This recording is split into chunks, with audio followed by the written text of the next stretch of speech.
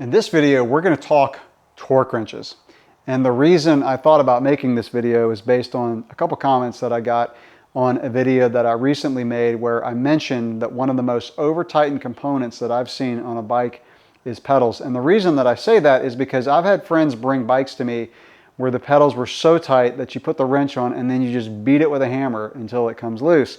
Now, part of that could be because the pedals were on the bike for a while. There may have been some rust, some oxidation. Maybe they didn't put grease on the threads like they were supposed to.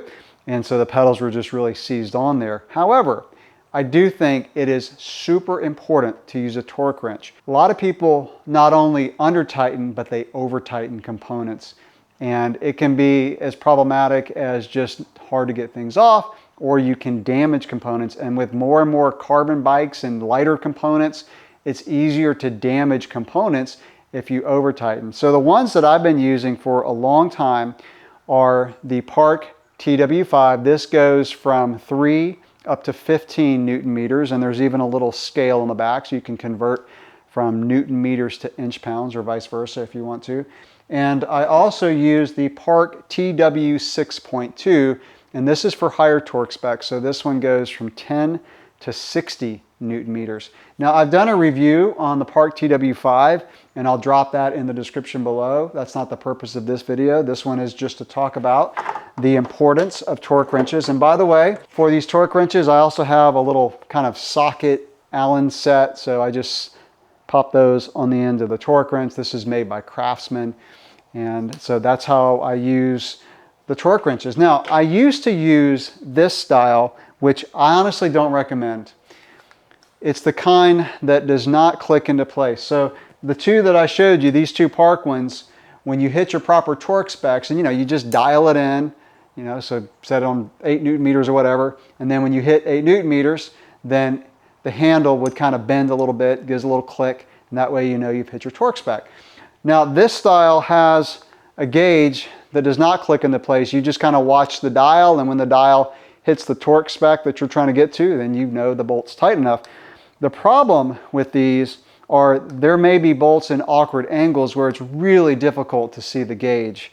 And I'll tell you a quick horror story of using one of these, and I don't think I even have it anymore. It was a smaller one, and I was trying to tighten a stem bolt that kept coming loose. My headset kept coming loose, and I was watching the gauge and I was trying to get it to, I don't know, maybe around 8 Newton meters, and I just wasn't hitting the right torque spec. And so I would tighten one bolt, tighten the other, tighten that, and I kept going, just trying to get the gauge to the proper torque spec, and then I hear a pop and I broke the stem bolt. And then when I pulled the stem off, I noticed that I had cracked the carbon steerer tube on the road bike. So that was an expensive mistake that probably could have been avoided if I was using one of these. Now, I'm not saying these are bad. I'm just saying for me, they didn't work. So, if you use it properly, they're going to work fine. Now, torque wrenches are expensive. I get it. And they come in different styles. I mean, you can get cheaper ones, but no matter what kind you get, I recommend using one because like I said, a lot of people will over tighten bolts. So again, they're not just for making sure it's tight enough, but making sure you don't over tighten it, no matter how long you've been working on bikes. Now, I have a pretty good feel of the lower end torque specs. So, like stem bolts and seat post bolts. But when you get to the higher torque specs, like, crank bolts, which is when I use the Park TW6.2, when you get to those higher torque specs, it's really difficult to feel the proper torque spec. So, the pedals that I mentioned earlier, the Shimano pedals go, I think those are 35 Newton meters.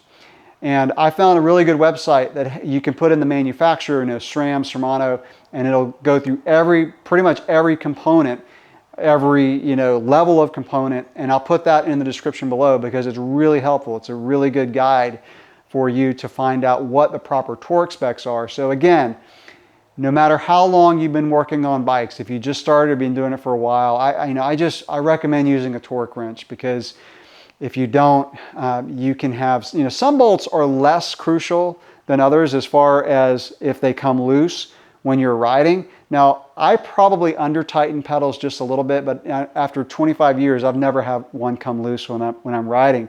But some bolts are really crucial when you're riding, some are less crucial, but no matter what they are, you need to hit the proper torque specs just to make sure you don't under or over tighten. So that'll do it for this video. Thanks for watching.